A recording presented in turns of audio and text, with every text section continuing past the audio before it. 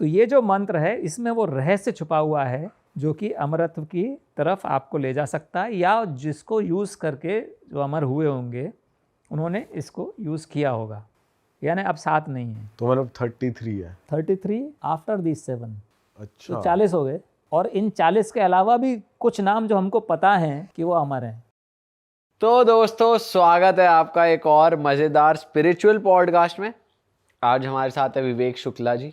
ये एक राइटर है, इन्होंने एक बुक लिखी है मंत्रा द इमॉर्टल सीक्रेट, और इन्होंने हमें उस बुक में ये बताया कि हमारे वेदों में ही ऐसा राज है जिससे अमर हुआ जा सकता है। और उस बुक को लिखने के लिए इन्होंने बहुत ज़्यादा रिसर्च करी है। तो ऐसा इन्होंने इस बुक में बताया कि महादेव ने ही वो मंत्र दिया है, और वो मंत्र इतना आम है कि हम सब उस मंत्र का जाप करते हैं, पर वो मंत्र इतना ज़्यादा प्राचीन, इतना ज़्यादा स्पेशल, इतना ज़्यादा पावरफुल है कि हमें उसकी पावर का ही नहीं पता। तो इस पॉडकास्ट में हम उस मंत्र के बारे में तो जानेंगे ही, साथ ही साथ हम अपने फेवरेट देवों के देव महादेव की बात करेंगे।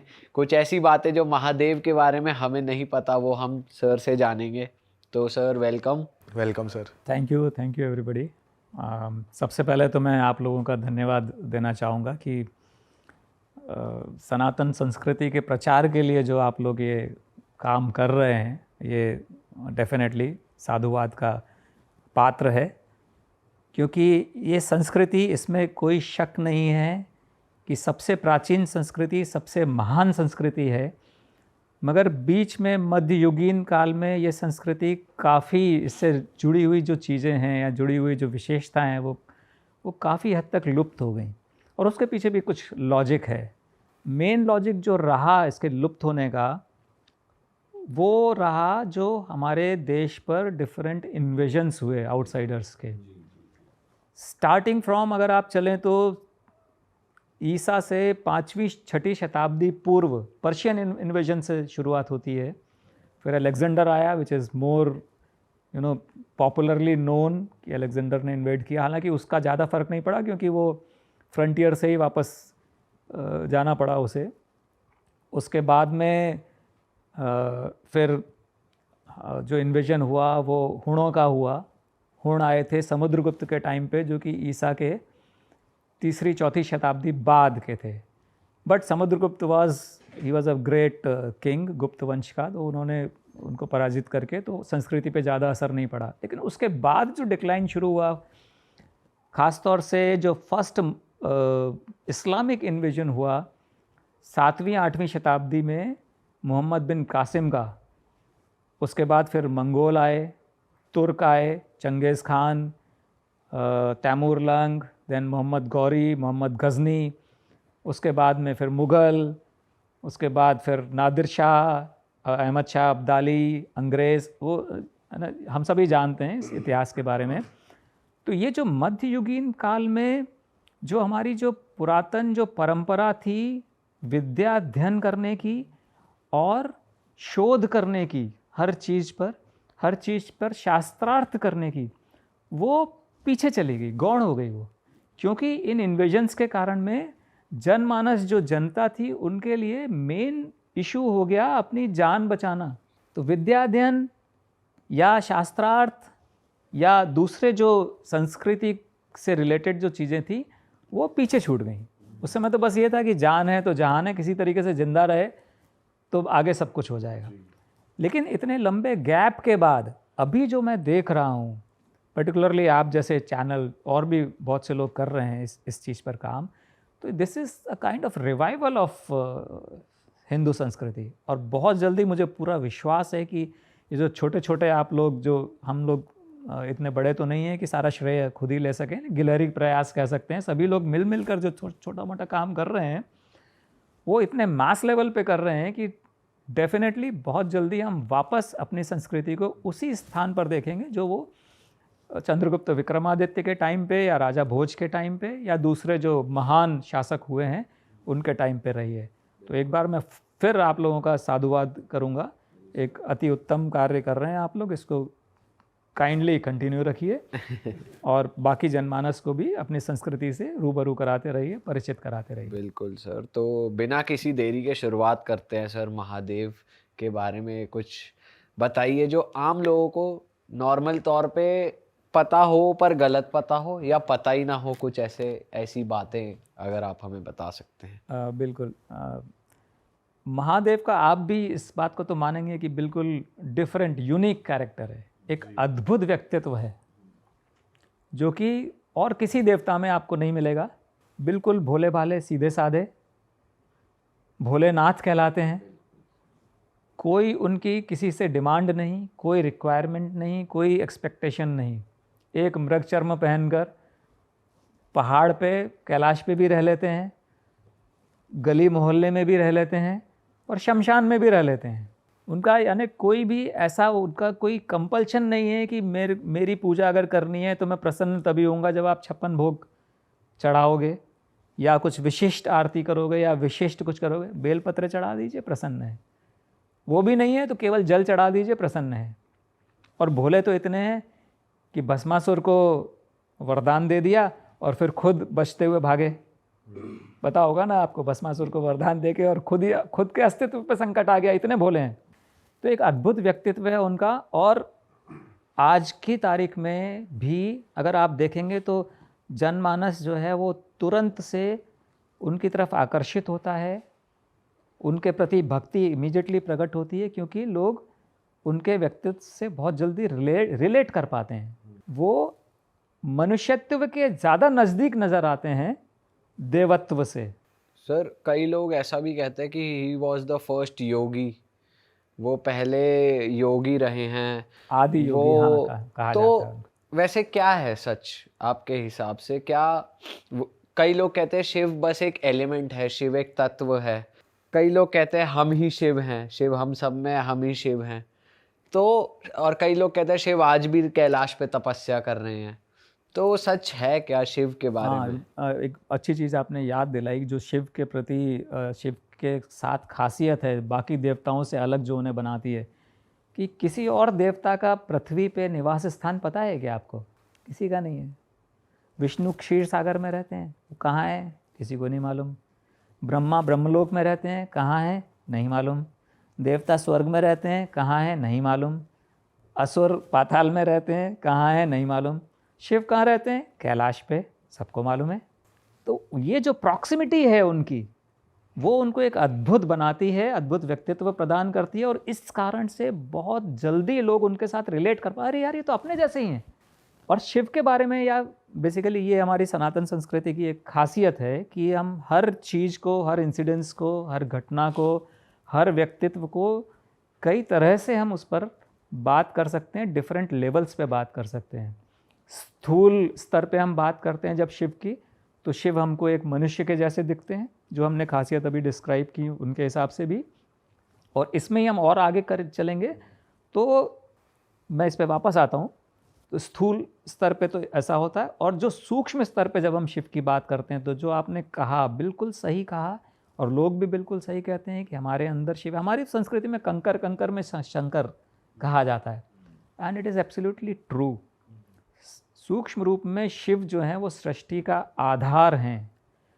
अब आप इसमें एक थोड़ा सा कॉन्ट्रडिक्शन आता है कि लोग कहते हैं कि शिव तो सृष्टि के संहारक हैं, हाँ, डिस्ट्रॉयर हैं। इस पे भी हम चर्चा करेंगे, ठीक है ना। जस्ट रिमाइंड भी कि ऐसा क्यों है, और शिव जो है वो, मैं ऐसा क्यों कह रहा हूँ कि वो आधार हैं, ठीक है। बट अभी हम वापस स्थूल रूप में आते हैं उनके, जो हम बात कर रहे थे। कंकर कंकर में शंकर हैं, और जब वो मनुष्य के जब नज़दीक दिखते हैं, तो मैं जब मैंने किताब लिखना शुरू किया था तो मेरे दिमाग में एकदम से ये आया कि अगर शिव देवता नहीं होते तो क्या होते हैं। इमेजिन कीजिए, अगर देवता नहीं होते तो क्या होते। तो एकदम से समझ में आया कि वो एक किसान होते। क्यों?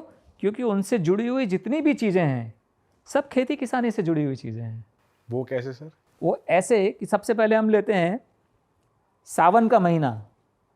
शिव को क्यों समर्पित है, किसी और को क्यों नहीं? क्योंकि सावन के महीने में मानसून आता है, और मानसून की अहमियत किसान से ज़्यादा कौन जानता है।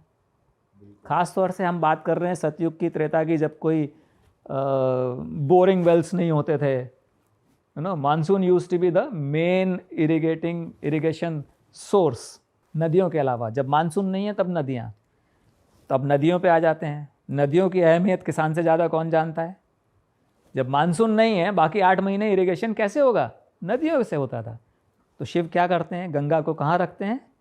सिर पे, जटाओं में रखते हैं। इतनी इज्जत जो जैसे हम कहते हैं कि वो उन्होंने नदियों का इम्पोर्टेंस समझाया है, गंगा को जटाओं में रख के। आभूषण क्या है उनके? नाग। अभी नाग जो हैं ये किसानों के सबसे बड़े मित्र हैं, क्योंकि चूहों से फसलों की रक्षा करते हैं। ठीक है, उसके बाद आप आ जाइए बैल। बैल। बैल जो उनका वाहन है, कौन रखता है? किसान रखते हैं। तो इसके अलावा अभी आप आ जाइए कि 3 जो सबसे बड़े शूल जो हैं किसी भी किसान के लिए या खेती किसानी के लिए, जो शूल यानी क्या हुआ? कष्ट। त्रिशूल हैं, त्रिशूल यानी 3 शूल यानी 3 कष्ट। सबसे बड़े कष्ट क्या हैं किसानों के लिए या उस ज़माने में जो हुआ करते थे?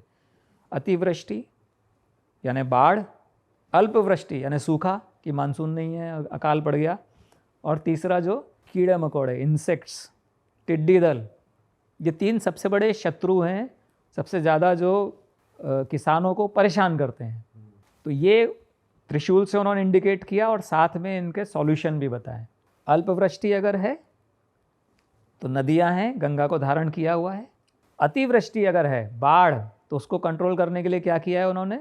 गंगा को जटाओं में बांध लिया है। गंगा को डायरेक्टली फ्लो नहीं किया है। ऊपर से जब ब्रह्मा जी के कमंडल से जब वो गिरी है गंगा, तो पहले शिव ने जटाओं में धारण किया है, डायरेक्टली नहीं गिरने दिया है उसको। उसके वेग को कंट्रोल किया है और फिर उसको फ्लो करने दिया है। तो ये सीधा सीधा इंडिकेशन है कि आपको अगर बाढ़ पे कंट्रोल करना है तो आपको बांध होने चाहिए आपके पास में। और तीसरा क्या? जो टिड्डी दल है या जो कीड़े मकोड़े हैं, ये किससे भागते हैं? आज की तारीख में भी अगर आप देखोगे तो जैसे टिड्डी दलों का आक्रमण होता है अफ़गानिस्तान पाकिस्तान साइड से, हमारे राजस्थान पंजाब के एरिया में कुछ सालों में आक्रमण होता है। करोड़ों की संख्या में टिड्डियाँ आती हैं। अभी रिसेंटली भी हुआ था। तो उनको भगाने के लिए जो इकलौता आज की तारीख में भी जो किया जाता है गाँव में, रात भर जो है ढोल नगाड़े थाली साउंड से भागते हैं। ये सब बजाए जाते हैं, रात भर ग्रामीण जो है वो शोर मचाते रहते हैं, तब जो टिड्डियाँ भागती। तो डमरू को हम उससे एग्जैक्टली तो उसका सॉल्यूशन उन्होंने डमरू दिया। डमरू is nothing but miniature drums. तो उन्होंने 3 जो शूल हैं उनको भी आइडेंटिफाई किया हुआ है और उनके तीनों के सॉल्यूशंस भी दिए हुए हैं। तो इससे समझ में आता है कि वो अगर देवता नहीं होते। ये आपका पर्सनल थ्योरी है वैसे? पर्सनल मेरा परसेप्शन है, definitely perception of Shiv, definitely. पर एकदम अप्रोप्रिएट भी बैठ रहा है ये अगर देखा जाए तो। हाँ बिल्कुल। अच्छा, और दूसरी चीज़ जो क्या है, शिव को जो जब ये किसान अगर थे तो फिर उनके साथ में एक और चीज़ जुड़ती है।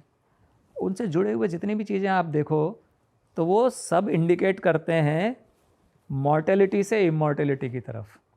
फॉर एग्ज़ाम्पल, शिव को मृत्युंजय कहा गया, एक नाम है शिव का। शिव को महाकाल भी कहा गया है। महाकाल का मतलब क्या होता है? काल से परे। काल के भी 2 अर्थ हैं, काल यानी टाइम भी होता है और काल यानी मृत्यु भी होता है। तो टाइम से परे या मृत्यु से परे मतलब एक ही है, अमर। मृत्युंजय, महाकाल अमर हो गया। मृत्युंजय का क्या शाब्दिक अर्थ है? जिसने मृत्यु पे विजय प्राप्त की, यानी दोबारा से अमर, जो अमर हो गया। नाउ द पॉइंट इज कि अमर तो विष्णु भी हैं, तो उनको मृत्युंजय क्यों नहीं कहते? शिव को क्यों कहते हैं?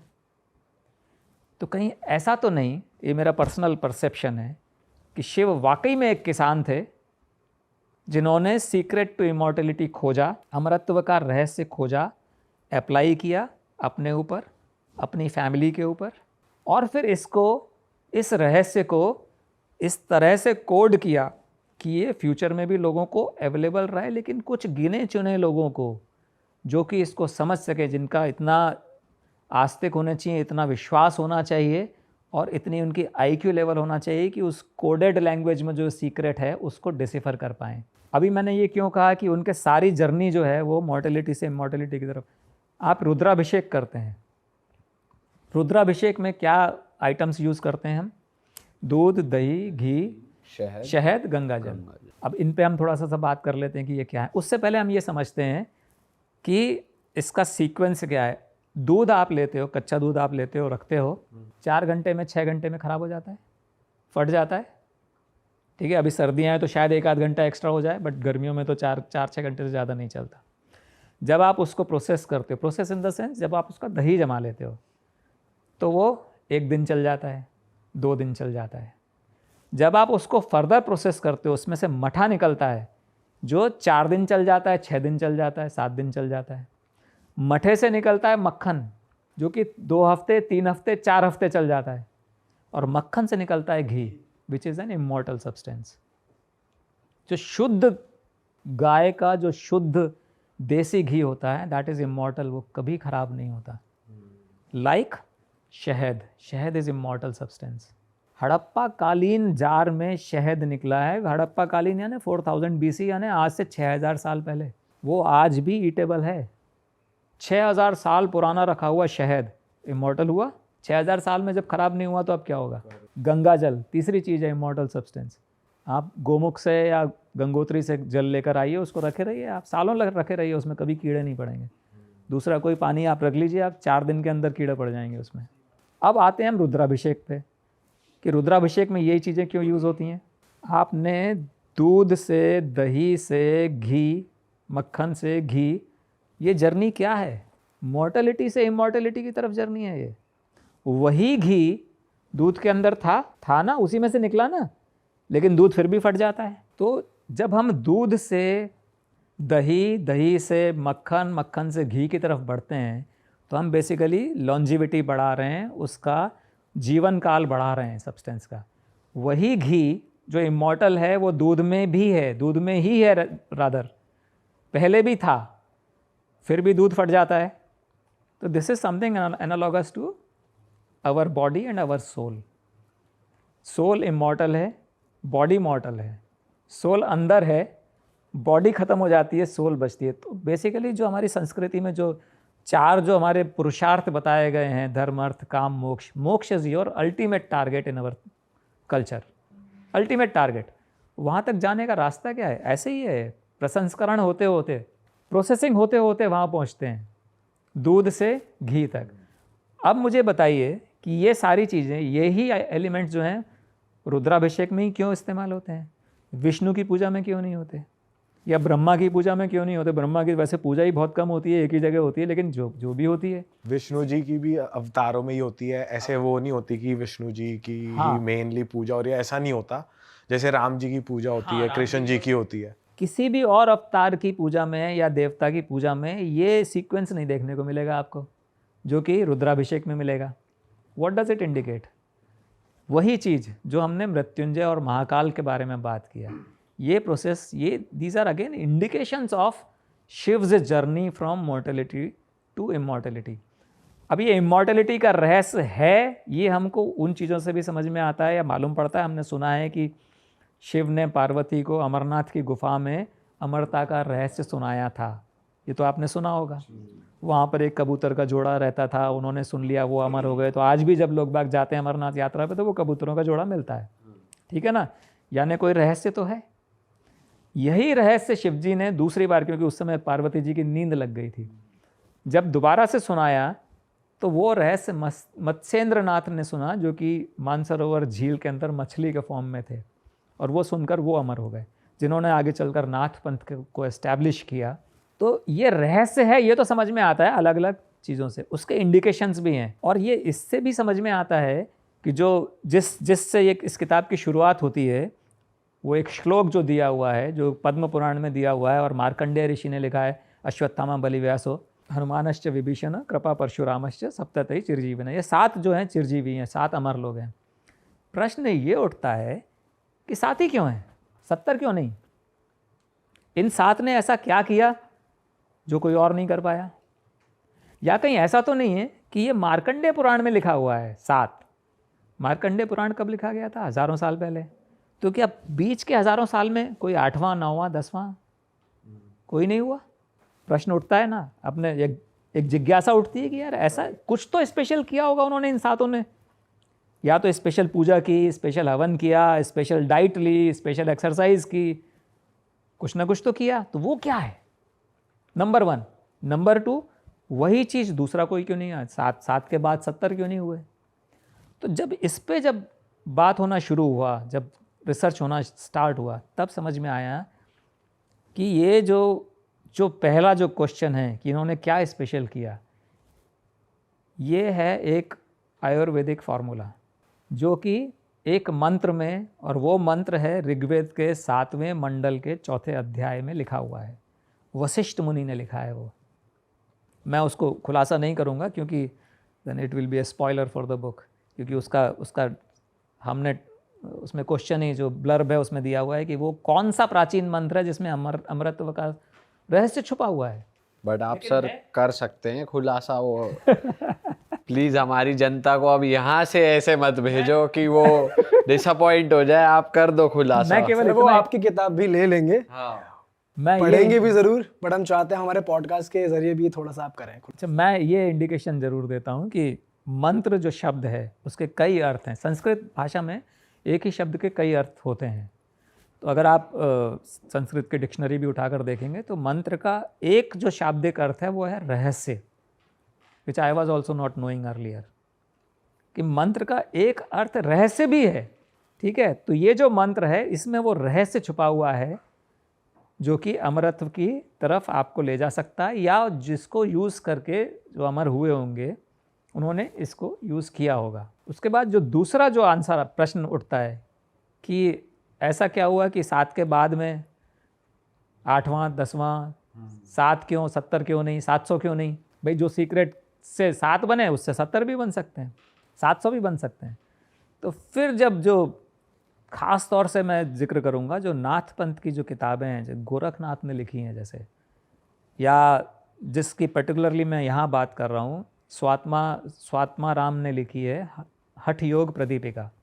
उसमें उन्होंने 33 अमर लोगों के नाम दिए हैं, यानी अब 7 नहीं है, तो मतलब 33 है। 33 आफ्टर दिस 7, अच्छा, तो 40 हो गए।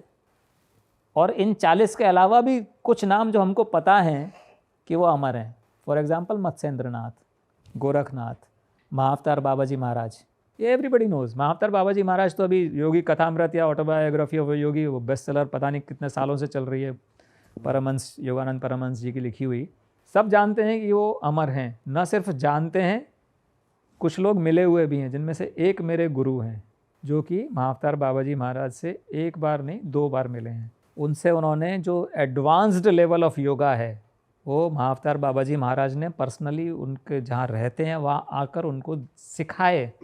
ये इस घटना का जिक्र मेरी जो इसका जो पार्ट 2 आएगा मंत्र का, यंत्र नाम है उसका, उसमें उस घटना का पूरा जिक्र है। अब यहाँ पर मैं थोड़ा सा डाइवर्जन लूँगा कि मंत्र बेसिकली ये जो इमॉर्टल सीक्रेट है, दिस इज़ इन 3 पार्ट्स, मंत्र, यंत्र और तंत्र। क्या है ये? मंत्र तो हो गया सीक्रेट, मंत्र is basically the recipe. For example अगर आप पुलाव बनाना चाहते हैं या बिरयानी बनाना चाहते हैं तो आपके पास में कुछ सामग्री होनी चाहिए। क्या क्या होना चाहिए वो आपको पता है कि सब चावल होना चाहिए और पानी होना चाहिए, नमक है, गरम मसाला है, वगैरह वगैरह। The recipe should be there in front of you. ये रेसिपी क्या है? ये है मंत्र। अब इसके अलावा खाली ये सामान सामने रखा रहने से बिरयानी नहीं बनेगी। कुछ आपको टूल्स चाहिए, प्रेशर कुकर चाहिए या गैस का स्टोव चाहिए या कुछ और ओवन चाहिए, समथिंग, कुछ यंत्र चाहिए आपको। यंत्र क्या है? टूल्स। लेकिन यंत्र भी रखे हुए हैं सामने, टूल्स भी हैं और रेसिपी भी रखी हुई है, सामग्री भी रखी हुई है, फिर भी बिरयानी नहीं बनेगी। क्यों? क्योंकि एक और चीज़ है जो आपको चाहिए, विच इज़ द टेक्निक। कब क्या डालना है, कितनी देर रखना है, कितनी सीटी देनी है कुकर में अगर है, कितनी देर ठंडा करना है, कैसे सर्व करना है, that is the technique which is तंत्र बेसिकली। तो जब ये तीनों चीज़ें मिल जाती हैं तब जो बिरयानी बनेगी वो आपको खाने में मज़ा आएगा। That will be the perfection, perfect रहेगी वो। तो ये 3 पार्ट्स में है। अभी मंत्र ये लॉन्च हुई है, यंत्र पे अभी काम चल रहा है, जिसमें कि टूल्स पे हम बात करेंगे कि कौन से ऐसे टूल्स हैं। यहाँ पर मैं आपको एक और चीज़ कवर करता हूँ कि इस मंत्र में अगेन जो जितनी भी जो चीज़ें जुड़ी हुई हैं शिव से जुड़ी हुई हैं, क्योंकि शिव ने अमरता का इसका रहस्य उन्हीं को मालूम है, उन्होंने ही खोजा है और इसको कोड किया है। और इसके जो हिंट्स हैं वो 12 ज्योतिर्लिंग में छोड़े हैं। जो 12 ज्योतिर्लिंग हैं हमारे देश में, इसमें प्रश्न ये उठता है कि उनको ज्योतिर्लिंग क्यों कहते हैं। आप गए होंगे ज्योतिर्लिंग में, वहाँ कोई ज्योति जलती दिखी आपको? कहीं नहीं दिखती। फिर ज्योतिर्लिंग क्यों बोलते हैं? बिकॉज यहाँ ज्योति इज़ बेसिकली इंडिकेटिव ऑफ ज्ञान, तमसोमा ज्योतिर्गमय एक हमारा एक श्लोक है, यानी तम यानी अंधकार से प्रकाश की ओर ले चलो। अंधकार से प्रकाश का सिंपल मीनिंग नहीं है, जैसे हमने कहा हमारी संस्कृति में हर चीज़ को आप अलग अलग तरह से आप डिस्कस कर सकते हैं। तम यानी अज्ञान, अंधकार यानी अज्ञान, उससे ज्योति की तरफ ले चलो यानी ज्ञान की तरफ ले चलो। तो ये ज्योतिर्लिंग जो हैं ये वो 12 लोकेशंस हैं जहाँ पर शिव ने ज्ञान का प्रकाश फैलाया, ज्योति नहीं है वहाँ पर कोई। बट सर हर ज्योतिर्लिंग की अपनी एक कहानी है, अपनी कहानी। एक स्टोरी है, तो उसको भी डिकोड करना होता है। एग्जैक्टली हर ज्योतिर्लिंग की अपनी एक विशेषता है, हर एक के पीछे अपनी एक कहानी है। फॉर एग्जाम्पल सोमनाथ को प्रथम ज्योतिर्लिंग माना जाता है, उससे जुड़ी हुई कहानी आपने सुना होगा कि चंद्रमा रोहिणी नक्षत्र पे दक्ष की जो है वो 27 बेटियां थीं, उनमें से 27 की का विवाह हुआ था चंद्रमा से, बट चंद्रमा आसक्त थे रोहिणी नक्षत्र के ऊपर, तो दक्ष ने क्रोधित होकर श्राप दिया और उनको क्षय रोग हो गया, जिसको कि आजकल टीबी कहते हैं। वो सुना होगा ना, और do I need to repeat that? आप कर ही दो, अब शुरू करिए। तो कई लोगों को जिनको नहीं पता होगा उनको पूरा पता चलना चाहिए। तो चंद्रमा की मैरिज हुई थी 27 दक्ष की पुत्रियां थीं। 27 बेसिकली नक्षत्र हैं ये। तो चंद्रमा सबसे ज़्यादा आसक्त थे रोहिणी के ऊपर, तो बाकी जो उनकी 26 सिस्टर्स थी उन्होंने अपने पिता से कंप्लेन किया कि वो हमारे ऊपर ध्यान नहीं देते हैं। तो दक्ष ने एक दो बार समझाया चंद्रमा को, लेकिन वो नहीं माने, तो दक्ष ने फिर उनको श्राप दिया क्षय रोग होने का। तो चंद्रमा को क्षय रोग हुआ। अभी जब वो रोग हुआ तो फिर चंद्रमा परेशान हुए, तो वो पहुँचे शिव जी के शरण में, और शिव जी ने फिर उनको उस रोग से मुक्ति दिलाई। और चंद्रमा ने उनसे ये वरदान मांगा कि आप सोमनाथ है ना, चंद्रमा के नाथ, सोम इस चंद्रमा बेसिकली, कि आप सोमनाथ में स्वयं उपस्थित हो, विराजित हो और वहाँ पर उनकी ज्योतिर्लिंग की स्थापना हुई। प्रथम ज्योतिर्लिंग कहा जाता है। ऐसे हर ज्योतिर्लिंग की अलग अलग कहानियाँ हैं, और उन सभी का जो इतिहास है या जो उनकी कहानी है उससे जुड़ी हुई जो किंवदंतियाँ हैं वो सारी इस किताब में मैंने उनको समावेश करने का प्रयत्न किया। आपका जो सवाल था कि मंत्र का कौन सा मंत्र है, तो इसका हेडिंग्स से ही इसका आंसर मिल जाता है। वो मंत्र है बेसिकली महामृत्युंजय मंत्र। अभी मज़ेदार बात यह है कि महामृत्युंजय मंत्र इतना कॉमन मंत्र है कि ज्योतिर्लिंग से, सारे ज्योतिर्लिंग से लेके गली मोहल्ले के छोटे से छोटे मंदिर में भी आपको वो लिखा हुआ मिल जाएगा। और हम घर पे भी पूजा करते हैं तो उसका जाप करते हैं, घर में कोई भी पंडित भी आते हैं तो वो उसका जाप करते हैं। और इसको माना जाता है कि इवन जो मृत्युशैया पे व्यक्ति जो पड़ा हुआ है, मृत्यु का सामने आ रहा है, उसको अगर महामृत्युंजय मंत्र का जप करते हैं तो उसकी तबीयत ठीक हो सकती है। इसका शाब्दिक अर्थ क्या है? एक तो नॉर्मल अर्थ है, अगेन हम उसी एक टिपिकल हैबिट, उस पिकुलरिटी पे आ रहे हैं संस्कृति के, कि मल्टीपल मीनिंग्स हैं। महा का अर्थ क्या है? The great. मंत्र का हमने बता दिया ऑलरेडी, इट इज़ सीक्रेट। बहुत से अर्थ हैं लेकिन उनमें से एक अर्थ है रहस्य। और मृत्युंजय मतलब मृत्यु पे विजय प्राप्त करने वाला। तो अब महामृत्युंजय मंत्र का सीधा सीधा अर्थ क्या हो गया? The great secret of winning over death, और इन अदर वर्ड्स मोक्ष प्राप्ति का। मोक्ष नहीं, मोक्ष इज डिफरेंट, और अमरत्व इज डिफरेंट। ठीक है, अमरत्व इज है उसी बॉडी में, उसी बॉडी को कंटिन्यू करते हुए। मोक्ष में आप मृत्यु के बाद आप पुनर्जन्म होता है, फिर आप कोशिश करते हो, कई जन्मों के बाद में मोक्ष की प्राप्ति होती है। लेकिन अमरत्व जो है वो उसी बॉडी को रखते हुए, जैसे बाबा जी महाराज की हम बात कर रहे थे अभी, Mahavatar Baba ji Maharaj, he is said to be having a diamond body, vajra, उनका जो देह है वज्र देह कही जाती है, डायमंड बॉडी। इसीलिए वो हज़ारों साल से हैं लेकिन अभी भी वो 30-35 साल के ही नज़र आते हैं, उम्र बढ़ती नहीं है उनकी। तो महामृत्युंजय मंत्र यानी सीधे सीधे इसका ट्रांसलेशन हो गया the great secret of winning over death, और the great secret of for immortality. But इसको यूज़ कैसे करना है वो आप अपनी नेक्स्ट बुक में बताओगे? हाँ, वो यूज़ करने के लिए जो टूल्स चाहिए वो यंत्र में आएगा, जो टेक्निक चाहिए वो तंत्र में आएगा। बट सर आपको मतलब इतनी श्योरिटी कैसे है कि यही वो मंत्र है? क्योंकि इसकी तो जप कई लोगों ने कितनी बार भी कर लिया होगा, बट आपको इतनी श्योरिटी कैसे है कि हाँ ये वही मंत्र है? हाँ, वेरी गुड क्वेश्चन। इसके लिए हमको फिर से उसके तह में जाना पड़ेगा कि इसमें जो जो वर्णन है, जो जो डबल मीनिंग है। अच्छा, डबल मीनिंग क्यों है? बड़ी सिंपल सी चीज़ है। जब शिव ने इसकी खोज की, इस रहस्य की, और इसको उन्होंने फ्यूचर जनरेशन्स के लिए रखा भी, लेकिन उनको ये भी सुनिश्चित करना था कि ये गलत हाथों में नहीं पड़ जाए। फॉर एग्जाम्पल, अगर ये रहस्य अगर हिटलर को मिल जाता या ओसामा बिन लादेन को मिल जाता, ये लोग अगर अमर हो जाते, तो सर्वनाश हो जाता पृथ्वी का। सही बात है। इसलिए उन्होंने क्या किया, इसको कोड किया और उसकी कुंजी गुरु शिष्य परंपरा में छोड़ी।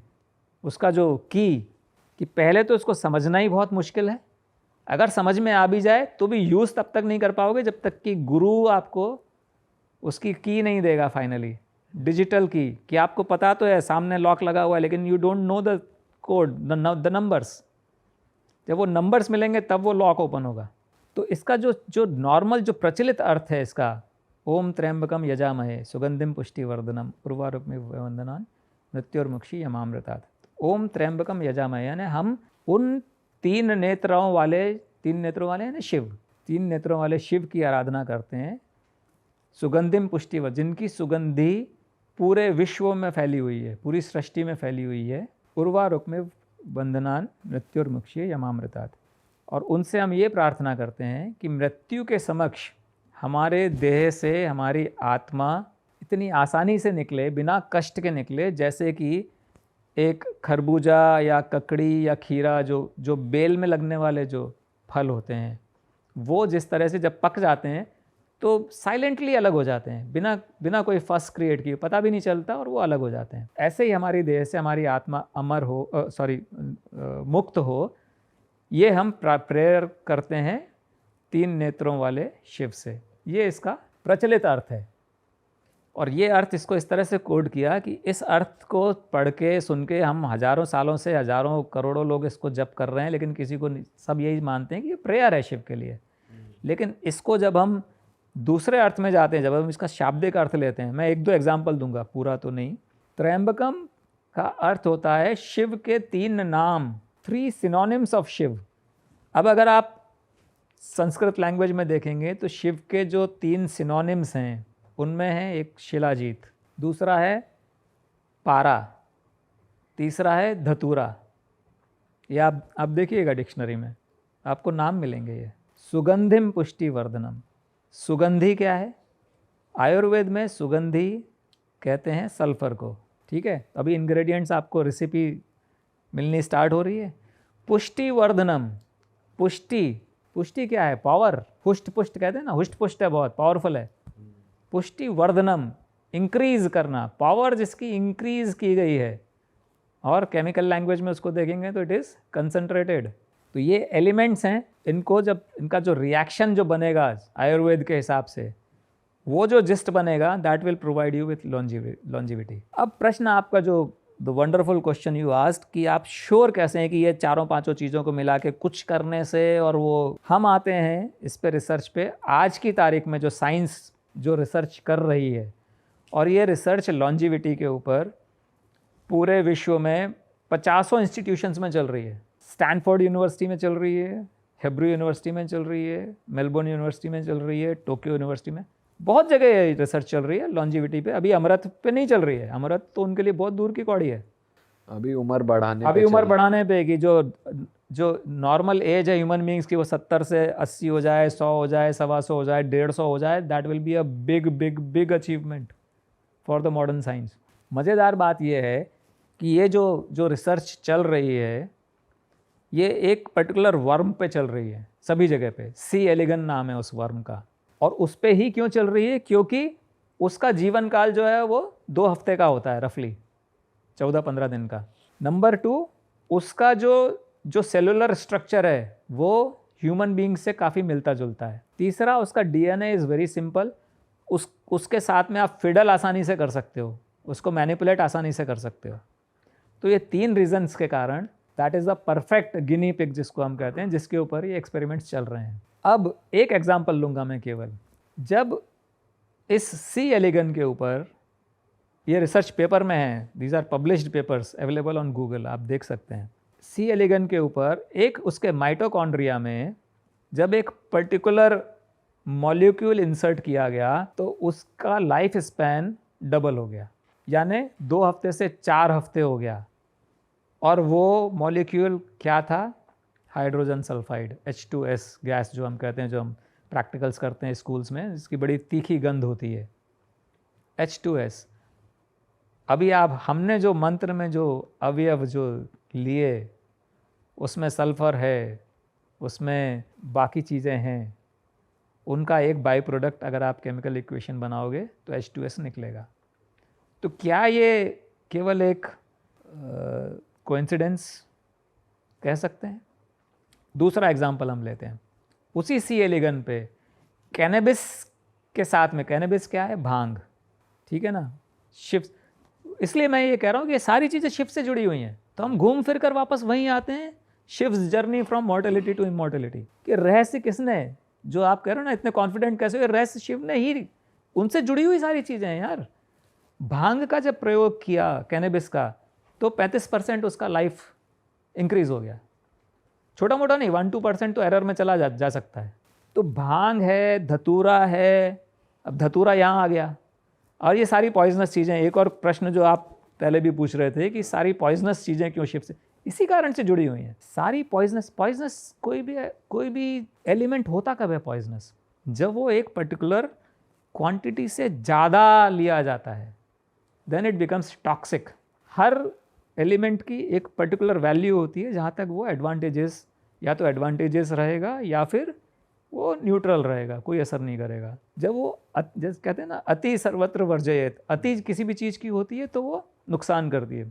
ऐसे ही ये जो टॉक्सिक विष भी है, विष भी क्योरिंग के लिए, उपचार के लिए इस्तेमाल होता रहा है, इन द राइट क्वांटिटी। अगर अप्रोप्रिएट क्वांटिटी में यूज किया जाए पॉइजन, तो उम्र बढ़ाने के लिए एज अ कैटलिस्ट यूज हो रहा है वो। एग्जैक्टली। तो ये जो सारी जो विषैली वस्तुएं हैं, ये शिव से ही रिलेटेड क्यों हैं? इन सब का रोल है। बट सर शिव जी तो क्वांटिटी देखते ही नहीं थे, वो तो पूरा हलाहल ग्रहण कर लिया था उन्होंने, या उन पे जितना ही धतूरा चढ़ा दो, जितनी भांग, उन्हें तो बहुत। अभी ये भी एक इंडिकेशन है कि शिव ने ही क्यों हलाहल पिया। विष है ना, और फिर भी नहीं मरे, अमर हुए। तो ये भी एक इंडिकेशन है कि विष के थ्रू ही, विषैली वस्तुओं के थ्रू ही प्रॉपर उनका प्रोसेसिंग करके प्रॉपर क्वांटिटी में, दैट में लीड टू द सीक्रेट। उसका रीजन ये भी था, उन्होंने यहीं रोक लिया। हाँ, गले में रोक लिया था, इसीलिए नीलकंठ कहलाए, गला नीला पड़ गया उनका। जी। लोग उन्हीं के आड़ में करते हैं। फिर बात ये भी आती है, वो महादेव थे या महादेव बन गए। इसका एक और रीज़न भी है कि ऋग्वेद में कहीं शिव का उल्लेख नहीं है, that is also surprising. Vishnu हैं, ब्रह्मा हैं, रुद्र हैं, शिव नहीं है। शिव आते हैं यजुर्वेद में। तो ये भी एक पॉसिबिलिटी बनती है कि वो वाकई में एक किसान थे, कि उन्होंने एक्सप्लोर करते करते जब ये उनको सीक्रेट मिल गया, and after a few thousand, कुछ 100 ईयर्स या 1000 ईयर्स, जब लोगों ने देखा कि अरे यार इन पे तो कोई असर ही नहीं होता, ये तो एजिंग ही नहीं हो रही इनकी, then they started considering him as God. But sir आपने ये नहीं सोचा कि अगर वो किसान ही थे तो उनका कद तो ह्यूमनली बॉडी से काफ़ी बड़ा है। ये बड़ा है या छोटा है, आई डोंट नो, बिकॉज मेरे सामने कभी आए नहीं है। सर ऐसा भी कहते हैं शिव का ना आदि है ना अंत है, ना कोई बिगिनिंग है ना एंड है। हाँ, तो फिर एक किसान की तो बिगिनिंग है कि उसको किसी ने बनाया है, बट शिव ने ही पूरी दुनिया बनाई है, ऐसा आपने कहा खुद ही। हाँ। कि शिव बनाने वाले हैं, बल्कि लोग कहते हैं शिवा द डिस्ट्रॉयर। बट तो फिर ये हम डिफरेंट, थोड़ी कॉन्ट्राडिक्शन नहीं हो रही थ्योरी? एग्जैक्टली, ये कॉन्ट्राडिक्शन तब नहीं होगी जब हम रीम में, हम डिफरेंट रीम में बात, डिफरेंट लेवल पे जा रहे हैं। अब हम स्थूल से सूक्ष्म में जा रहे हैं।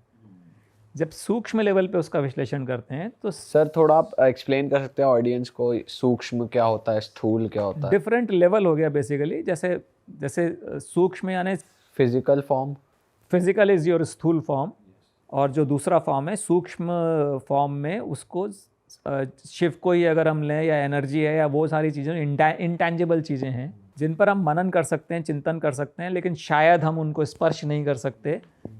एनर्जी कह सकते हैं। Energy, yes, energy is that. तो शिव सृष्टि का आधार भी हैं, और ये कंसेप्ट कहाँ से आया हुआ है? अर्धनारीश्वर से। अर्धनारीश्वर का अगर आपने देखा होगा, या अर्धनारीश्वर को समझने के लिए हमको शिवलिंग को थोड़ा समझना पड़ेगा। शिवलिंग बहुत ज़्यादा कंट्रोवर्शियल टॉपिक है हमारे सनातन धर्म में, लोगों ने इसको अलग अलग तरीके से ले रखा है।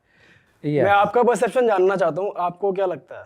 Yes, very true. पर्टिकुलरली जो फॉरेन जो स्कॉलर्स आए और उन्होंने वेदों का अध्ययन किया या हिंदू धर्म का अध्ययन किया, उन्होंने हमेशा ये सिद्ध करने की कोशिश की है, ये उनकी समझ थी कि शिवलिंग यानी हम लोग हिंदू लोग जो है वो फैलस वर्शिप करते हैं, उसका कुछ मजाक भी बनाया गया कि मतलब हीनता की दृष्टि से देखा गया, क्योंकि उनका जो विजन है वो वहीं तक सीमित है। उन्होंने केवल शेप देखा कि पुरुष लिंग है, स्त्री योनि है, इसलिए ये फैलस वर्शिप है। बट उसके पीछे का जो फिलॉसफी है वो उन्होंने नहीं समझा, वो शायद उनका उतना परसेप्शन भी नहीं रहा होगा। बेसिकली लिंग जो शब्द है, ये इसका जो शाब्दिक अर्थ है वो है चिन्ह, प्रतीक या जेंडर। जेंडर भी होता है, जैसे striling is your feminine gender, purling is your masculine gender, neuter gender. Now Shivling is the fourth gender. Fourth in the sense कि एक तो हो गया masculine gender, feminine gender, third is neuter gender which is absence of the first two, जो ना masculine है ना feminine है, वो है neuter gender. What about that gender जो कि दोनों है, मैस्कुलिन भी है और फेमिनिन भी है, that is the fourth gender. इसलिए शिवलिंग में आपको दोनों जेंडर दिखेंगे। मैं उनकी बुराई नहीं करता, मैं उनको गलत नहीं समझता, उनके परसेप्शन के हिसाब से they could see only the phallus and the yoni, because both are together. और ये जो शिवलिंग है टुगेदर से फोर्थ जेंडर से क्या मतलब है? This is basically an attempt to teach the masses about the cosmos. सृष्टि के बारे में समझाने के लिए एक बड़ा सिंपल सा तरीका, अगर जनता को, जैसे कि हमने पहले बात किया कि जिस समय ज्ञानार्जन जो पीछे चला गया, जान बचाना मेन उद्देश्य हो गया, उस समय अगर आपको किसी को फिलोसॉफिकल डिस्कशंस करते, कोई अगर कोशिश भी करता है कि सृष्टि कैसे बनी और इसमें एनर्जी है और मास है और मैटर है और स्पेस के फॉर्म में विष्णु हैं और टाइम के फॉर्म में काल जैसे कहते हैं वो शिव हैं, तो लोगों को समझ में भी नहीं आता और इंटरेस्ट भी नहीं होता। इसलिए इन सबको स्टोरीज़ के फॉर्म में कन्वर्ट किया गया, शिवलिंग के फॉर्म में प्रतीक बताया गया कि इसको अगर आप समझेंगे तो इस सृष्टि का अर्धनारीश्वर का 3 डायमेंशन, अर्धनारीश्वर का अगर आप फोटो देखेंगे कि आधा फेस पुरुष का, आधा फेस स्त्री का, वो एक फ़ोटो है, एक पर्टिकुलर इंस्टेंट पे लिया हुआ, वो 2 डायमेंशनल रिप्रेजेंटेशन ऑफ कॉस्मोस है। उसी का 3 डायमेंशनल रिप्रेजेंटेशन इज़ शिवलिंग। इसको अगर आप जोड़ने की कोशिश करेंगे, समझने की कोशिश करेंगे, तो सिंपल सी बात यह है कि अर्धनारीश्वर में जो आधा जो पार्ट जो पुरुष का है वो शिव हैं और आधी शक्ति हैं, ठीक है ना। Shiv is what? मैटर और पदार्थ, जो हम अभी बात कर रहे थे, स्थूल, जिसको हम देख सकते हैं, समझ सकते हैं, फील कर सकते हैं। द शक्ति पार्ट इज़ एनर्जी। इन दोनों का जो बैलेंस है that creates the universe and it is a dynamic gender. The main thing is it is a dynamic gender. It is not, जो फोटो लिया गया है वो एक इंस्टेंट पे लिया गया है जिस समय आधे शिव हैं आधी शक्ति हैं, लेकिन कंटिन्यूसली जो यूनिवर्स में जो हो रहा है, जो कॉस्मोस में हो रहा है, वो है conversion of Shakti to Shiv and Shiv to Shakti. इस चीज़ को आप भी और बाकी साइंटिस्ट भी तुरंत एग्री करेंगे, क्योंकि आइंस्टाइन कह गए हैं E=mc², कि energy and mass are interchangeable, convertible with a constant of c². c is what? Velocity of light in vacuum. यानी energy can be converted into mass, mass can be converted into energy. यही तो हो रहा है अर्धनारीश्वर में। mass is Shiv, energy is शक्ति, and entire universe में आप देखेंगे तो कहीं पर ग्रहों का जन्म हो रहा है, where energy is being converted into mass. वहीं उसी समय किसी और जगह one star is dying, mass is getting converted into energy. So this is a cycle which is continuously happening, mass to energy, matter to energy and energy to matter. So this जो हम आधा पुरुष आधा स्त्री का photo देख रहे हैं वो डायनेमिक है। वो कभी सृष्टि की शुरुआत में it was entirely energy, entirely सृष्टि की शुरुआत वहाँ से हुई, entirely energy, केवल शक्ति। उस समय का अगर आप अर्धनारीश्वर का अगर फोटो देखोगे तो सिर्फ शक्ति दिखेंगी, उसमें शिव नहीं दिखेंगे। Slowly and slowly when energy started getting converted into mass, matter, Shiv का जो अंश है, जो प्रोपोर्शन है, वो बढ़ना शुरू हुआ और ऐसे ही इस सृष्टि की शुरुआत हुई, ऐसे ही अंत होगा। Ultimately everything will disintegrate, entire matter will disintegrate into energy which will be called as pralay. केवल एनर्जी रह जाएगी। This will be a cycle. पर सर कहते तो हैं कि बिग बैंग की वजह से सब शुरुआत हुई है। हाँ, बिग बैंग वेस्टर्न साइंटिस्ट तो ऐसे ही बोलते हैं, जो कि हमारे संस्कृति से मेल नहीं खाता है, क्योंकि बिग बैंग का कंसेप्ट अपने आप में थोड़ा सा कंट्रोवर्शियल है। बिग बैंग इस चीज़ पर आधारित है कि at some point of time सारा का सारा matter was concentrated into one point. जैसे नीडल की सुई का जो नोक है उसके अंदर एक विस्फोट हुआ और पूरा का पूरा सृष्टि बन गई। अभी आप देखो, ज़रा सोचो, trillions of stars in one galaxy and there are trillions of galaxy like that. Imagine कर सकते हो कितना मैटर है यूनिवर्स में। वो सारा मैटर, जिसमें सूर्य से हज़ारों गुना बड़े भी ग्रह हैं, वो सारे किसी समय एक सुई की नीडल के पॉइंट में समाये हुए थे। Is it possible? सर ये तो इंसान की बनाई थ्योरी है, इन पे तो क्या ही। उसके पीछे लॉजिक है, उसके पीछे मतलब इट्स नॉट इलॉजिकल। लॉजिक केवल उसके पीछे एक ही है कि आज की तारीख में जब हम अन्वेषण करते हैं जब कॉस्मोस का, तो हमको जितनी भी गैलेक्सीज दिखती हैं वो सब they are going away from each other. Since they are going away from each other, going farther and farther, तो इसको रिवर्स जब आप कैलकुलेट करते हो, रिवर्स डायरेक्शन में आप लेके जाते हो, तो आप फाइनली वहाँ पहुँचते हो कि सभी एक साथ होंगी कभी ना कभी। हाँ, तो जब आप कह रहे थे कि महाप्रलय आएगी तो जितना भी मास सब एनर्जी बन जाएगा, तो you are saying this will repeat again, energy will again convert into mass? Definitely. इसमें एक प्रश्न उठता है कि जब एक साथ सारी चीज़ें हो रही हैं, कि कहीं पर एनर्जी कन्वर्टिंग टू मास और कहीं पर मास कन्वर्टिंग टू एनर्जी, तो फिर ऐसा कैसे हो जाएगा कि सारी की सारी एनर्जी हो जाएगी? उस समय भी तो कुछ एनर्जी मास में कन्वर्ट हो रही होगी। उसका आंसर ये है कि जो कन्वर्जन रेट है, एनर्जी से मास बनने की rate is very very very slow. इसको हम कभी डिस्कस करेंगे। यहाँ पे हमारा वो भी सिद्धांत काम आता है जो हमारे शास्त्रों में दिया हुआ है कि ओम से सृष्टि की उत्पत्ति हुई। तो जब हम उस पर हम डिटेल में बात करेंगे कि एनर्जी से साउंड कैसे जनरेट हुआ और फिर उस साउंड से कैसे मास जनरेट हुआ, तो this is perfectly, I am fully convinced कि येस दैट इज़ ट्रू। ओम से सृष्टि की उत्पत्ति हुई। जो पहला साउंड जनरेट हुआ, जब energy started getting converted into matter, जब वेव्स बननी शुरू हुई उसकी, तो वो वेव्स फ्रीक्वेंसी जो बनी, जो साउंड क्या है, साउंड इज़ वेव्स, तो वो जो वेव्स बनी, साउंड बना, वो साउंड ओम था। तो जो रेट है एनर्जी से मास बनने का, एनर्जी से मैटर बनने का, it is very very slow, जबकि मैटर से एनर्जी बनने का rate is very very fast. For example, सूर्य है हमारा, उसका एनर्जी जो निकल रही है वो मास को कंज्यूम करके निकल रही है। जो उसका जो गैसेज हैं वो जल रही हैं, उससे एनर्जी निकल रही है हीट और लाइट के फॉर्म में। It is very fast process. कुछ 10-20 बिलियन ईयर्स में सन विल डाई, जबकि बनने का जो साइकिल है, जो हमारी सृष्टि का साइकिल है, it is set to be 311 trillion years, जो कि लाइफ स्पैन है ब्रह्मा का। इसलिए धीरे धीरे क्या होगा, पहले तो मैटर बनता रहा, एनर्जी कम होती चली जा रही है। पॉइंट पे आधा शिव आधी शक्ति। अभी मास जो डिसइंटीग्रेट होगा फास्टर होगा, शिव से शक्ति में कन्वर्जन इज़ फास्टर, इसलिए प्रीडोमिनेंट कौन हो जाएगा, शक्ति, एनर्जी। एनर्जी से मास बन रहा है, बहुत कम बन रहा है, मास से एनर्जी बन रही है, बहुत ज़्यादा बन रही है। तो धीरे धीरे बैलेंस किधर शिफ्ट हो जाएगा, towards energy. And that will be when the वापस हम उसी लेवल पर पहुंचेंगे जब केवल एनर्जी बची हुई है, that will the pralay and the next cycle, Brahma cycle will start. Sir वैसे यूनिवर्स में ये साइमल्टेनियसली चल रहा होगा ना, energy to mass then mass to energy? Yes, चल रहा है। और वो बैलेंस सिर्फ इनकी रेट क्योंकि डिफरेंट है, इसलिए वो बैलेंस धीरे धीरे टिल्ट होता रहेगा एनर्जी के साइड में, और तभी जाकर साइकिल कंप्लीट होगी ना, नहीं तो प्रलय आती नहीं कभी।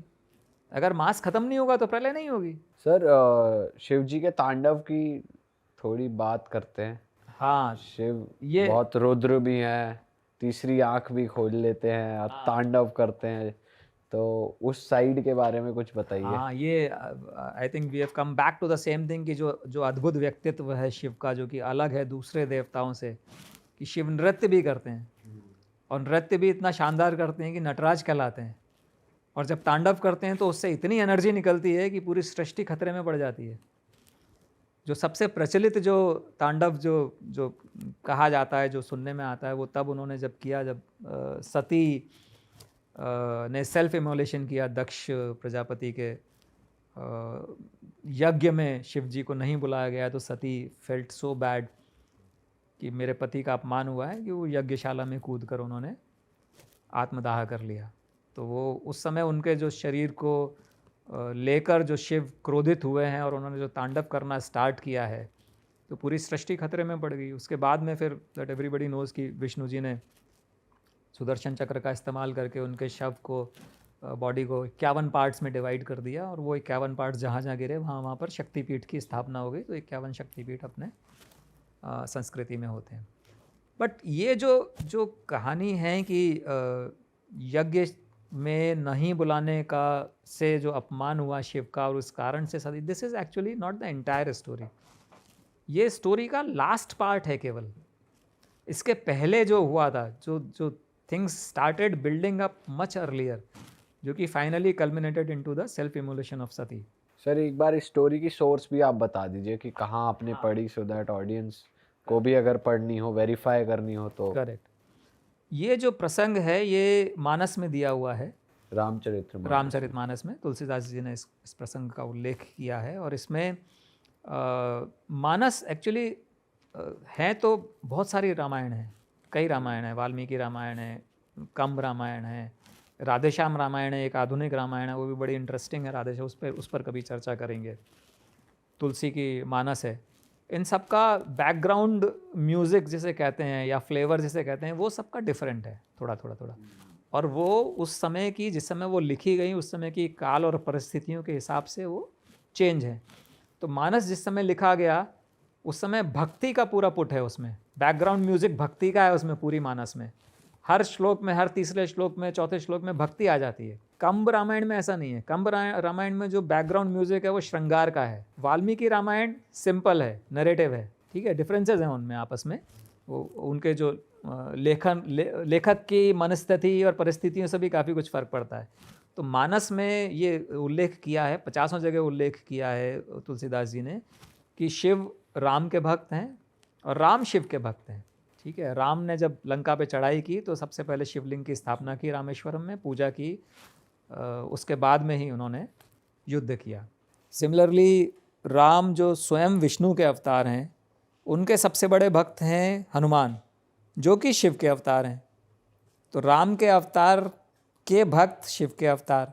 कई जगह पर तुलसीदास जी ने ये शो किया है, जिक्र किया है कि शिव बार बार प्रणाम करते हैं राम को। और ये जो प्रसंग जिसकी मैं बात कर रहा हूँ, ये एक्चुअली स्टार्ट ही इस चीज़ से हुआ कि शिव और सती कैलाश पर थे और शिव जी ने कुछ मुस्कुराए और प्रणाम किया। तो सती को आश्चर्य हुआ कि स्वामी आप तो स्वयं ईश्वर हैं, आप किसको प्रणाम कर रहे हैं? तो शिव ने बोला कि नहीं, वो विष्णु के साक्षात अवतार हैं, पुरुषोत्तम, मर्यादा पुरुषोत्तम राम, वो वन में भटक रहे हैं इस समय, मैंने उनको प्रणाम किया। ये प्रसंग है सीता अपहरण के तुरंत बाद का, जब सीता जी रावण ले गया है उनको और राम और लक्ष्मण वन में भटक रहे हैं, उनको ढूंढ रहे हैं और बहुत ज़्यादा परेशान हैं। मतलब उस समय उनकी जो कहते हैं जो मनुष्य लीला, नर लीला कर रहे हैं, वो उस समय उनमें ईश्वरत्व नहीं है। हालांकि उनको मालूम है कि सीता लक्ष्मी का अवतार है, उनका कुछ होने वाला नहीं है, अपहरण करने से कुछ नहीं होने वाला, लेकिन वो नर लीला कर रहे हैं। तो वो काफ़ी परेशान हैं और इवन पेड़ पौधों से और जीव जंतुओं से सबसे पूछ रहे हैं कि सीता को कहीं देखा गया, सीता को कहीं देखा गया।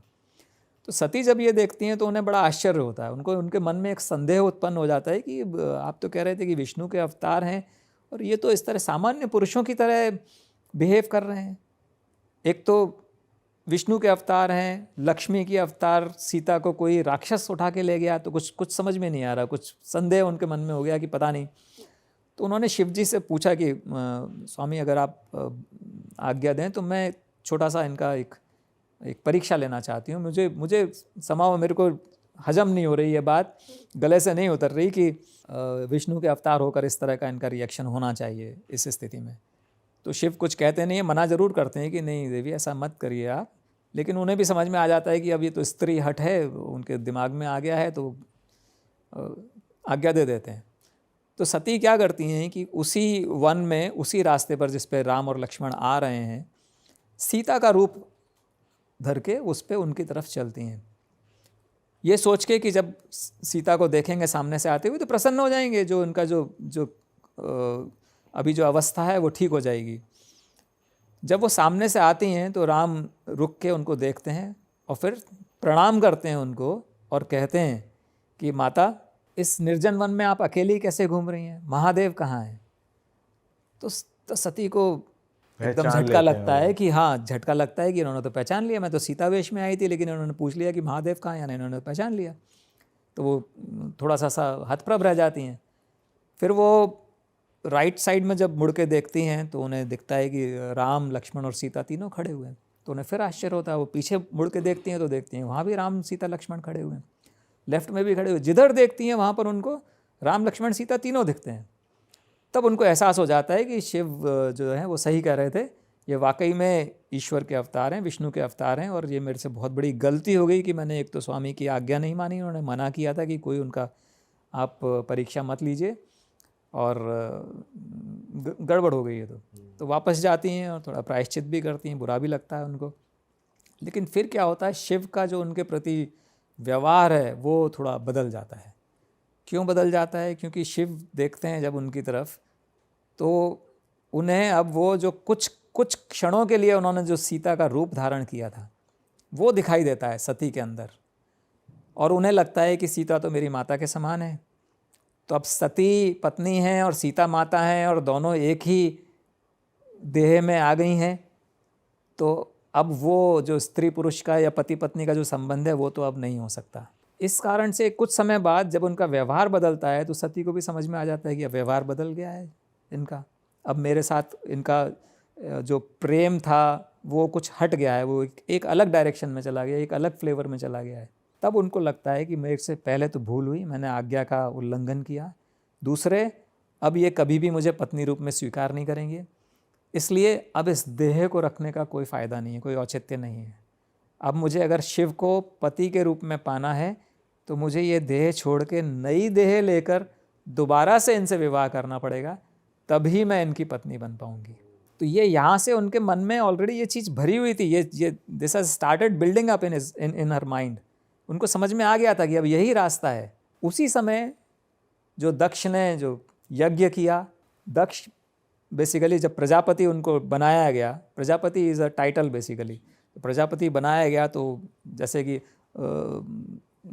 इसमें मानस में लक्ष्मण जी ने कहा है, जब भरत आते हैं रामचंद्र जी से मिलने के लिए, जब ये लोग वन में हैं और भरत पूरी सेना लेकर आते हैं राम को वापस लाने के लिए, लेकिन राम और लक्ष्मण क्या समझते हैं कि ये सेना लेके हमको मारने आ रहे हैं। लक्ष्मण पर्टिकुलरली ये समझते हैं कि भरत सेना के साथ आ रहे हैं, इसका मतलब इनके मन में खोट है, अब ये श्योरिटी करना चाह रहे हैं कि 14 वर्ष बाद भी राज्य इनके पास ही रहे, इसलिए सेना लेके आ रहे हैं। तो ये उनके मन में था। तो उस समय वो कहते हैं राम से कि पद मिलने के बाद में जिसको घमंड नहीं हुआ हो ऐसा कौन है, यानी हर किसी को कुर्सी मिलने के बाद में वो दिमाग खराब हो ही जाता है। ऐसा ही कुछ दक्ष के साथ हुआ। तो जब उनको जो घमंड आया, जो ईगो उनकी इन्फ्लेट हुई, तो उन्होंने बड़ा सा यज्ञ का आयोजन किया, दुनिया भर को बुलाया, 10,000 20,000, जैसे हम बड़ी बड़ी शादी पार्टी करते हैं तो जितने ज़्यादा लोग उतनी ज़्यादा हमारी इमेज अच्छी होगी ऐसा मान के चलते हैं, वैसे ही कुछ उनकी भी मेंटालिटी थी दक्ष की। सबको बुलाया लेकिन शिव को नहीं बुलाया, क्योंकि शिव उनके दामाद थे और उनको पसंद नहीं थे। पसंद इसलिए भी नहीं थे क्योंकि शिव, जो कि उनकी स्पेशलिटी है कि नंग धड़ंग रहना और कुछ करना नहीं और बस पूरे टाइम सन्यासियों की तरह रहना, तो वो somehow he didn't like him, इसलिए उन्होंने जानबूझ के नहीं बुलाया। सती वहाँ पहुँची तब भी शिव ने मना किया सती को। जब शिव के दक्ष के यज्ञ में भाग लेने के लिए सारे देवता जा रहे थे अपने अपने विमानों से, कैलाश के ऊपर से निकल रहे थे, तब सती ने उनसे पूछा था कि प्रभु ये सारे देवता लोग कहाँ जा रहे हैं? तब शिव ने बताया उनको कि आपके पिताजी ने ऐसा यज्ञ का आयोजन किया है और ये सब उसी में जा रहे हैं। तो वो खुश हो जाती हैं कि अरे वाह, पिताजी ने यज्ञ का आयोजन किया है तो मैं भी जाती हूँ, मैं भी उसमें शामिल होंगी, मेरे घर में मायके में इतना बड़ा यज्ञ हो रहा है, कितनी अच्छी बात है। तब शिव उनको मना करते हैं पहले एक बार कि नहीं आप मत जाइए। और जैसा कि तुलसी ने ही कहा है कि आवत ही हर्षत नहीं नैनन नहीं सने, तुलसी तहाँ न जाइए कंचन बरसे में है, यानी ऐसी जगह पे कभी नहीं जाना चाहिए जहाँ पर आपके जाने से किसी को खुशी ना हो और नैनो से स्नेह नहीं टपके। तो ऐसी जगह कभी मत जाइए, भले ही वहाँ पर कंचन बरसे ने सोने की बारिश हो रही हो तो भी मत जाइए ऐसी जगह पे। तो यही सीख जो है वो शिव ने सती को दी कि आप मत जाइए। हालांकि पिता के घर, मित्र के घर, स्वामी के घर और गुरु के घर, ये घर ऐसे हैं जहाँ पर बिना बुलाए भी जाना चाहिए, लेकिन वहाँ जाने पर आपका वेलकम नहीं होगा। इसलिए मेरी ये मंशा है कि आप ना जाएं। लेकिन सती नहीं मानी, गई वहाँ पर। फिर वो जो भी वहाँ हुआ उनको अपमान का समझ में आया, तो उन्होंने, तो वो प्रेशर ऑलरेडी बिल्डअप हो गया था और that was the last nail in the coffin. वहाँ पर आकर उनका धैर्य जवाब दे गया और उन्होंने आत्मदाह कर लिया। So that is the basic story behind it. और फिर हुआ शिव का तांडव। फिर तांडव हुआ शिव का। ये साइड पता नहीं थी सर हमें कि पहले ये बिल्डअप जो आपने बताया, हमें तो यही पता था एंडिंग का कि यज्ञ में नहीं बुलाया, यज्ञ में नहीं बुलाया था। बट काफी दैट अच्छा वाज द लगा फाइनल सीन एक्चुअली। हाँ।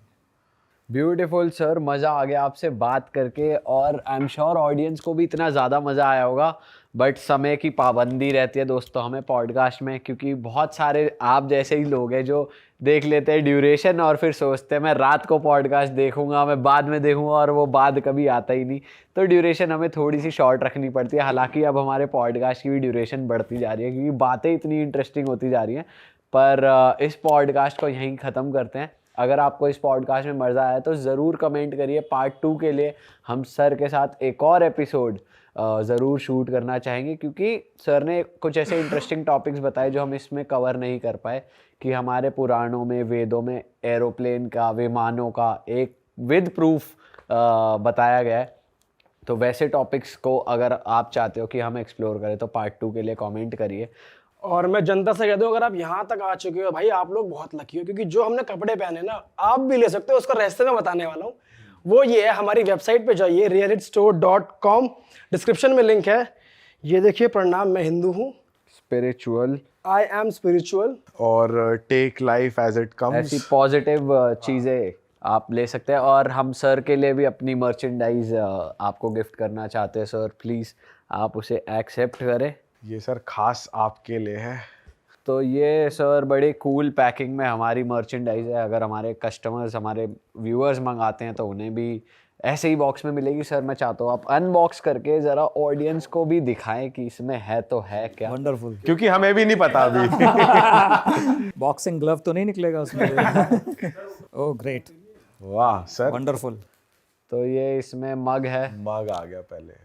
प्रणाम, मैं हिंदू हूँ। अभी न्यू ईयर आ रहा है दोस्तों, और आप भी अपने सारे ऐसे सनातनी दोस्तों को ऐसी स्पिरिचुअल, वंडरफुल। सर ये आपकी जॉगिंग की हुडी हो द गई। सेम, या दिस इज अ हुडी। हाँ, ग्रेट। वाइट कलर में, and what is this, black colour में। खोल के भी दिखा सर एक बार सकते खोलो ना इसको। लाउडी में खोलता हूँ सर। हैं। अच्छा, ये टोट बैग है। ये सर बैग है, आप बैग में हुडी रख के या अपना के कोई भी कीमती सामान इसमें रख सकते हैं। भाई ये कितनी तगड़ी चीज बना रहे हैं यार हम। भाई लो ना इसको जाके यार। सर से तो लो फीडबैक। सर आप बताओ आपको बहुत ही कैसा लगा? बढ़िया, अद्भुत है, बहुत सुंदर, सर कपड़ा कैसा लग रहा है? वंडरफुल। क्वालिटी सही है। हाँ बिल्कुल, पहनोगे इसको आप? शानदार। अरे यार क्यों नहीं? क्यों नहीं, क्यों नहीं दोस्तों आप भी अपने दोस्तों को, अपनी फैमिली मेंबर्स को, या आप खुद को फैब्रिक इज वंडरफुल, बहुत बढ़िया। एक अच्छा सा गिफ्ट दे सकते हैं एंड प्राउडली ऐसे अच्छे स्पिरिचुअल कपड़े पहन लाइव फीडबैक आपने सुनी लिया है कि कपड़े की क्वालिटी बढ़िया है। बहुत बहुत अच्छी क्वालिटी है। Thank you sir. मैं जनता को यही बता दूं कि भाई ये ना मल्टीपल कलर्स में अवेलेबल है, जाके वेबसाइट पे जरूर चेकआउट करें। मिलते हैं इसी के साथ नए पॉडकास्ट में। और सर की बुक का लिंक डिस्क्रिप्शन में है। सर की बुक खरीदें, पढ़ें और सर को भी अच्छा फीडबैक दें, ताकि जो इनका सेकंड पार्ट आने वाला है यंत्र, वो जल्दी से रिलीज हो और उसका भी एक अलग पॉडकास्ट हो। फिलहाल टिल देन मिलते हैं आपसे नए पॉडकास्ट में। हर हर महादेव, हर हर महादेव। जय भोले। जय भोले।